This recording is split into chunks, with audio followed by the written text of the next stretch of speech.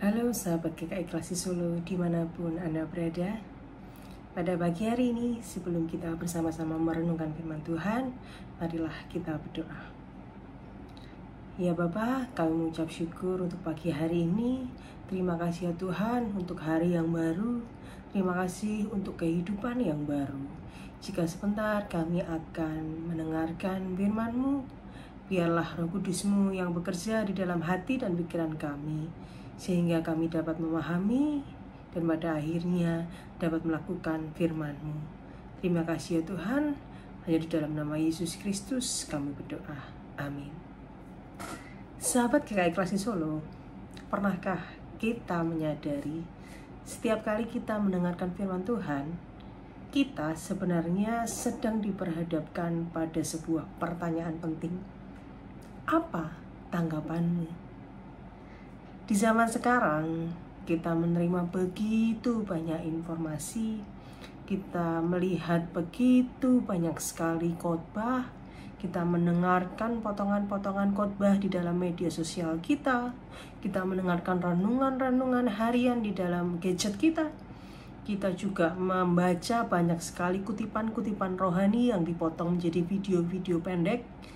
Dan masih banyak hal lagi yang dapat kita temukan melalui gadget kita. Tapi pertanyaannya, apakah semuanya itu hanya lewat begitu saja di feed kita, di gadget kita, atau sungguh-sungguh membentuk cara hidup kita? Sahabat GKI Klasi Solo, teks firman Tuhan hari ini diambil dari Lukas pasal 10 ayat 13 sampai 16. Judul perikopnya adalah Yesus mengecam beberapa kota. Celakalah engkau Korazim, celakalah engkau Betsaida. Sebab jika di Tirus dan di Sidon terjadi mukjizat-mukjizat yang telah terjadi di tengah-tengah kamu, sudah lama mereka bertobat dan duduk berkain kabung dalam abu. Tetapi pada waktu penghakiman, tanggungan Tiros dan Sidon akan lebih ringan daripada tanggunganmu. Adapun engkau Kapernaum, apakah engkau akan dinaikkan sampai ke langit? Tidak, engkau akan diturunkan sampai ke dunia orang mati. Siapa yang mendengarkan kamu, mendengarkan aku. Siapa yang menolak kamu, menolak aku. Siapa yang menolak aku, menolak Dia yang mengutus aku. Dari teks yang kita baca hari ini, ada 3 hal penting. Yang pertama adalah bahwa kebenaran, bahwa firman Tuhan yang disampaikan menuntut sebuah tanggapan dari pendengarnya. Yesus tidak hanya melakukan mukjizat agar orang-orang yang melihatnya terhibur atau terkesan, tetapi itu semua dilakukan sebagai tanda supaya mereka mau bertobat. Tapi sayangnya respons mereka yang melihat hal-hal itu berbeda-beda. Ada yang tetap diam karena senang di zona nyaman dan tidak mau berubah. Barangkali sama seperti dengan kita yang kerap kali bahkan mungkin hampir setiap hari kita mendengarkan firman Tuhan, tetapi kita tidak memberi tanggapan atau respons apapun. Kita tidak berubah, kita tetap hidup dengan cara yang sama seperti kita belum pernah mendengarkan firman. Dan yang kedua, semakin besar terang, ternyata semakin besar tanggung jawabnya. Yesus mengatakan bahwa Tirus dan Sidon, di mana kota itu adalah kota yang terkenal karena keberdosaannya, ternyata menurut Yesus akan lebih mudah bertobat jika mereka juga mengalami apa yang dialami oleh Korazim dan Betsaida. Mereka sama-sama melihat mukjizat-mukjizat.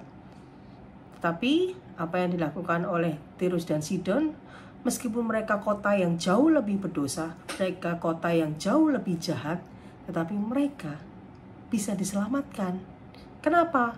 Karena mereka benar-benar bertobat. Mereka duduk berkainkan kabung, sudah sejak lama sebelum Korazin dan Betsaida melakukan apapun, tidak merespons, tidak memberikan tanggapan apapun atas hal-hal yang telah dilakukan oleh Yesus. Artinya, Tuhan memperhitungkan seberapa besar kesempatan yang telah kita terima. Tuhan mempertimbangkan dan memperhitungkan seberapa besar kerendahan hati kita untuk mau bertobat. Kita yang hidup di dalam komunitas gereja, mungkin kita yang juga dibesarkan dalam keluarga Kristen, kita juga yang setiap hari rajin mendengar firman. Firman itu jangan-jangan justru bisa menjadi Kapernaum yang merasa sudah cukup rohani, yang sudah cukup tinggi, tetapi kehilangan semangat untuk bertobat dan hidup benar. Padahal kehidupan pertobatan, kehidupan hidup benar itu harus dilakukan setiap hari secara terus-menerus, bukan hanya dilakukan pada waktu tertentu saja. Dan yang ketiga, menolak Yesus adalah menolak Allah. Yesus menutup bagian ayat ini dengan kalimat yang tajam. Barang siapa yang mendengarkan kamu, mendengarkan aku. Siapa yang menolak kamu, menolak aku. Siapa yang menolak aku, menolak Dia yang mengutus aku.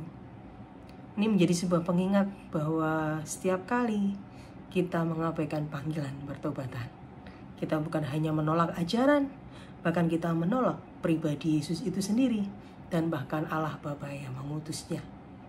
Tanggapan kita terhadap firman bukanlah sekedar soal suka atau tidak suka, tetapi tanggapan kita terhadap firman merupakan cerminan dari relasi kita dengan Tuhan. Jadi hari ini Yesus bertanya kepada setiap kita masing-masing, kamu telah mendengarkan firman-Mu, kamu setiap hari mendengarkan firman-Mu, apa tanggapanmu? Apakah kita akan diam seperti kota-kota itu? Ataukah kita akan membuka hati dan melakukan pertobatan dan membiarkan Tuhan yang mengubahkan hidup kita dari dalam? Marilah kita berdoa. Ya Bapa, kami mengucap syukur untuk hari ini. Terima kasih untuk firman-Mu yang begitu indah. Kami sadar ya Tuhan bahwa seringkali kami tidak mau merespon firman-Mu. Meskipun setiap hari kami mendengarkan firman-Mu, setiap hari kami membaca firman-Mu, tetapi tak jarang kami tidak memberikan respons apapun. Tuhan, ampunilah kami. Kami sadar bahwa dengan kekurangan, kelemahan, dan kerapuhan kami kerap kali tidak mengerti harus memberikan tanggapan apa atas firman-Mu. Biarlah Roh Kudus-Mu yang bekerja di dalam setiap kami, Roh Kudus-Mu yang membimbing kami, Roh Kudus-Mu yang menolong kami, sehingga kami dapat merespon firman-Mu dan kami dapat melakukan firman-Mu dalam kehidupan kami setiap hari. Terima kasih Tuhan, jika sebentar kami akan melakukan aktivitas kami, biarlah Tuhan yang menolong dan memimpin apapun yang akan kami lakukan, sehingga terang Kristus selalu terpancar dalam setiap tindakan yang akan kami lakukan. Terima kasih ya Tuhan, hanya di dalam nama Yesus Kristus kami berdoa. Amin.